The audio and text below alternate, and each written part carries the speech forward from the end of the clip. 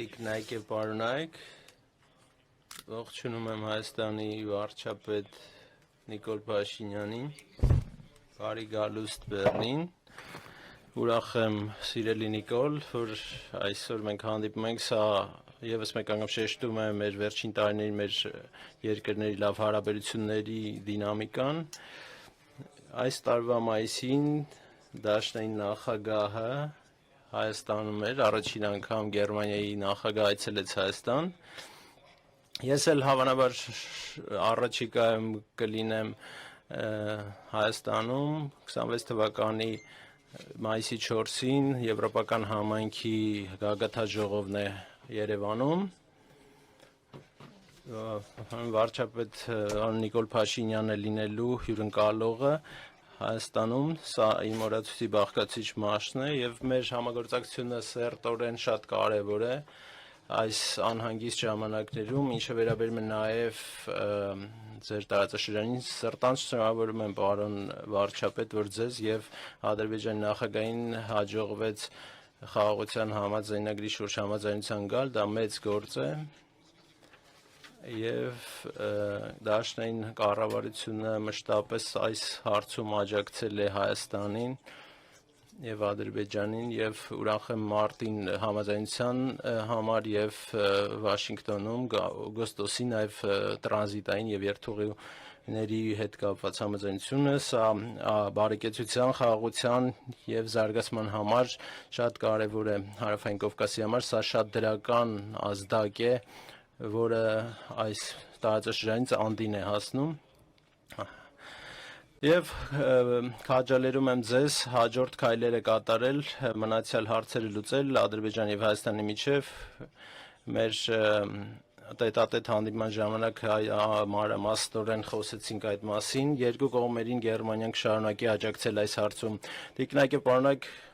այսօր այս իմաստով այս համատեքստում մենք ստորագրեցինք Գերմանիայի եւ Հայաստանի միջև երկկողմ գործընկերության ռազմավարական օրագարկի հռչակագիրը, մեր երկու երկրները աշխատում են բոլոր ոլորտներում, Երևանում կբացվի Գյոթե ինստիտուտ, բուհերն են համագործակցում քաղաքները եւ ուրախ եմ, որ այս պահին Գերմանիայում բացվում է մի քանի Թումո կենտրոններ, որտեղ երիտասարդները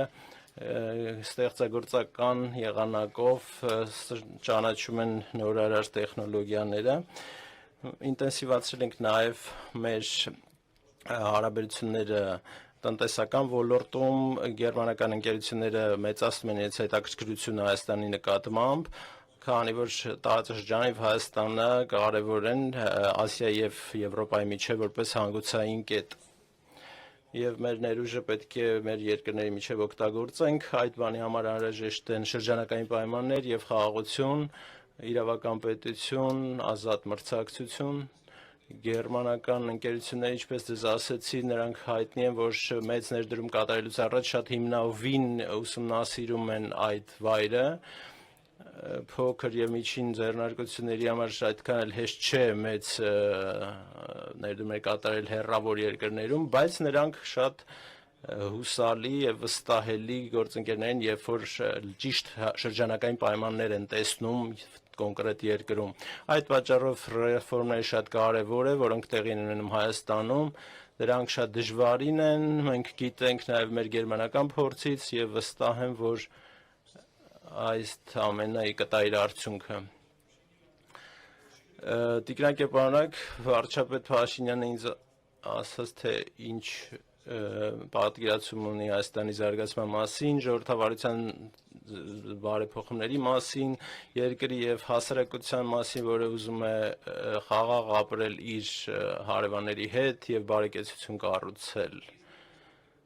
Այդպիսի ժողովրդավարական զարգացման մաս է կազմում խորհրդարանական ընտրությունը, որը հունիսին տեղի ունենալու Հայաստանում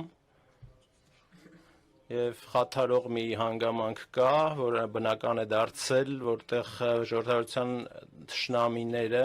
հիբրիդային եղանակով միջոցներ են գրավում, հատկապես Ռուսաստանը փորձում է ինչ-որ վախեր սարմանել Եվրամիության հետ եւ արևմուտքի հետ սերտացման հարաբերությունների մերձեցման մասին եւ սխալ տեղեկություններ տարածել Եվրամիության արժեքների մասին սաբոտաժ, ապատեղեկատվություն, դրոններ, ԱԹՍ-ներ, այդ եղանակով փորձում են ապատեղեկատվություն տարածել եւ ապակայունացնել իրավիճակը, դա տեղի ունենալու իհարկե տեղի ունենում Ուկրաինայում նաեւ, որ տեսնում ենք ամեն օր ավերածությունների տեսքով, եւ վերջում ցանկանում եմ ասել, որ ռուսական այդ ագրեսիոն պատերազմը պետք է կանգ առնի, կանգնեցվի, եւ այս օրերին մենք ինտենսիվորեն զբաղվում ենք այդ հարցով, որպեսզի արդարացի եւ երկարատև խաղաղություն հաստատվի, Գերմանիան հստակ ուղեգիծ ունի, առանց Ուկրաինայի առանց եվրոպացիների հնարավոր չէ իրենց մասին որոշում կայացնել եւ պարտադրված թելադրված խաղաղություն չպետք է լինի Կիևի համար։ Տիկնայք եւ պարոնայք, այս կոնտեքստում մենք խոսել ենք մեր ծրագրերի մասին, ինչպես կարող է Գերմանիան նպաստել դիմակայունությանը Հայաստանի Մեզ համար ինքնաբերաբար պարզ է, որ մենք ցանկանում ենք օգնել հիմնական հարցերը, որոնք վերաբերում են ինքնիշխանությանը, ամրացնել անվտանգությունը Հայաստանի ավելի լայն օրակարգով։ Շնորհակալություն պարոն վարչապետ ձեր այցի համար Բերլինում, շնորհակալություն լավ համագործակցություն եւ ուրախ ենք, որպեսզի ավելի շարունակենք, ավելի խորացնենք մեր համագործակցությունը։